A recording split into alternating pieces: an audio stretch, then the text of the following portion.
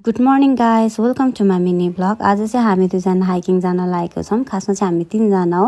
सुनेना म्यामलाई चाहिँ हामी बस पार्कमा भेट्नेछौँ। हामी दुईजना चाहिँ खासमा सँगै हिजो बेलुका सँगै बसेको भएर चाहिँ अहिले दुईजना लुखुर लुखुर हिँडिरहेको छौँ। अनि हामीले चाहिँ हाम्रो सुनेना म्यामलाई पनि फाइनल्ली भेट्यो र हामी तिनजना चाहिँ गङ्गाबुबाट गाडी छरेर चाबेल पुग्यौँ। चाबेलबाट चाहिँ हामी खासमा सुन्दर रिजल्टको गाडी कुरिरहेको थियौँ र सुन्दर रिजल्ट पनि हामी फाइनल्ली पुगिसक्यौँ। यहाँ हेर्न सक्नुहुन्छ। अनि हामी तिनजना चाहिँ लखर लखर हिँड्यो फर्स्टमा सुन्दर रिजल्ट जानको लागि। अनि त्यहाँ चाहिँ बाटो यस्तो उकालो थियो नि, त्यहाँ म्यामहरू हेर्न सक्नुहुन्छ रमाइराख्नु भएको थियो। तर मेरो हालत चाहिँ त्यस्तो छैन, म चाहिँ त्यो उकालो देखेर नै थाकिसकेको छु। हाम्रो सुनेना म्याम चाहिँ हामी तिनजनाको लागि टिकट काट्न जानुभएको छ टिकट काउन्टरमा। हामी तिनजना चाहिँ मजाले थाकेर बसिरहेको छौँ। अनि हामीले फाइनल टिकट पनि पायो। अनि यहाँबाट चाहिँ हाम्रो यात्रा सुरु गर्छौँ। हामी सुन्दर रिजल्ट हुँदै मणिसुदह जाने सोचिरहेको थियौँ र बाटोमा जाँदा जाँदा हामीले शिवलिङ्ग पनि देखियो र त्यहाँ हामीले त के भन्नु, हाम्रो म्यामले चाहिँ मजाले पूजा गर्नुभयो। अलिकति हिँड्दैमा चाहिँ हाम्रो हालत यस्तो भइसकेको थियो। त्यसपछि चाहिँ हामीले एनर्जी बढाउनको लागि कोकोकोला खायौँ। अनि कोकोकोला खाँदै हामी चाहिँ हाम्रो गन्तव्यतिर लाग्यौँ। अनि यो बाटो चाहिँ हामीले लगभग सुन्दर रिजल्टको मन्दिर क्रस गरिसकेका थियौँ। यहाँनिर पुगिसकेपछि चाहिँ दुईवटा बाटो थियो। एउटा बाटो चाहिँ माथि दाप्ताम जाने थियो भने अर्को चाहिँ हामी आइरहेको बाटो चाहिँ मणिसुदह जाने बाटो थियो। अनि बाटोमा चाहिँ यति राम्रो राम्रो लालीगुँरासहरू फुलिरहेको थियो नि, भर्खर फुलिरहेको रहेछ क्या।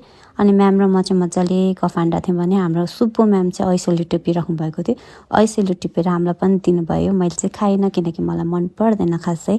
अनि हामी चाहिँ फाइनल्ली 3.5 घन्टा जति हिँड्यो होला। त्यसपछि हामी मणिसुदहको भर्याङमा पुगिसकेर अलिकति 20-25 मिनट हिँड्नु पर्दो रहेछ त्यहाँ दहमा पुग्नको लागि पनि।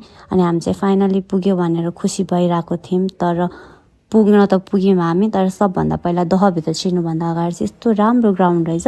यसमा चाहिँ प्रायः जस्तो मान्छेहरूले चाहिँ बसेर खानेकुराहरू खानु हुँदो रहेछ। हामीले चाहिँ यो ग्राउन्डमा बसेर खाजा खाएनौँ। हामी चाहिँ फर्स्टमा दहमै जाने अनि दहको भ्यू हेरिसकेपछि फर्किने बेला चाहिँ खाजा खाने भनेर चाहिँ हामी सिधै दहतिर लाग्यौँ। अनि हामीसँग चाहिँ पानी लगभग सकिसकेको थियो। त्यो भएर चाहिँ त्यहाँ साइडमा यस्तो चिसो पानी पाउँदो रहेछ। त्यहाँ चाहिँ हाम्रो म्यामले पानी भर्दै हुनुहुन्छ। अनि हामीसँग चाहिँ म्यामलाई दुःख दिएर बसिरहेको थियौँ।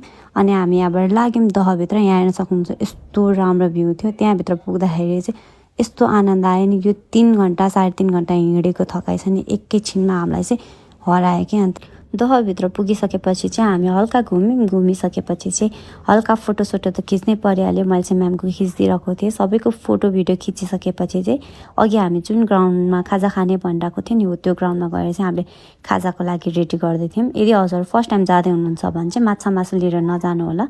माछा मासु लिएर जाँदाखेरि चाहिँ आर्मीले तल काउन्टरमै राखिदिनुहुन्छ।